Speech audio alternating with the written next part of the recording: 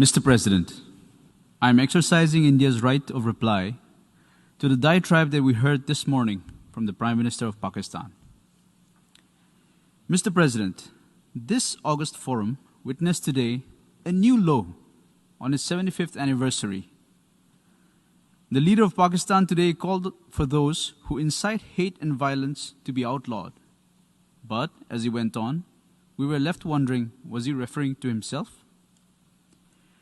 This hall heard the incessant rant of someone who had nothing to show for himself, who had no achievements to speak of, and no reasonable suggestion to offer to the world.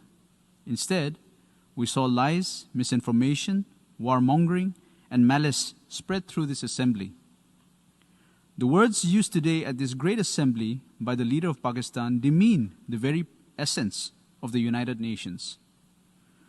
For a nation that is deeply buried in medievalism, it is understandable that the tenets of a modern civilized society, such as peace, dialogue, and diplomacy, are far-fetched.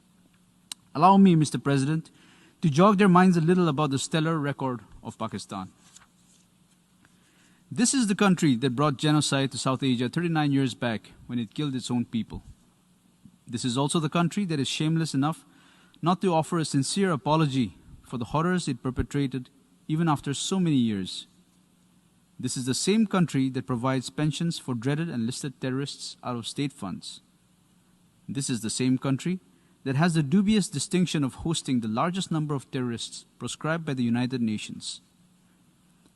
The leader whom we heard today is the same person who referred to the terrorist Osama bin Laden as a martyr in his parliament in July.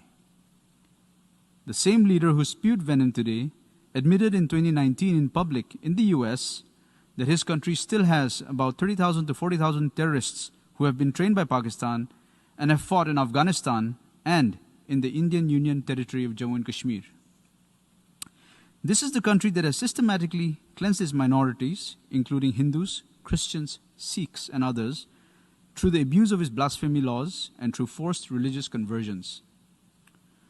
For someone who professes to be a champion of Islam, this is also a country that has encouraged killing of fellow Muslims merely because they belong to a different sect or to a different region in Pakistan, and through sponsoring terrorist attacks against its neighbors.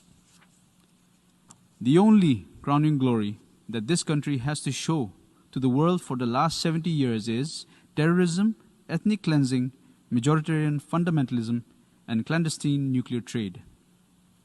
Mr. President, let me assert here loud and clear.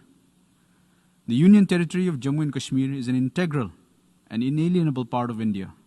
The rules and legislations brought in the Union Territory of Jammu and Kashmir are strictly internal affairs of India. The only dispute left in Kashmir relates to that part of Kashmir that is still under illegal occupation of Pakistan. We call upon Pakistan to vacate all those areas that it is in illegal occupation of. What should rather be on the agenda of the United Nations is Pakistan's deep state and its unrelenting political and financial support to terrorist organizations and mercenaries which are a threat to global peace and security.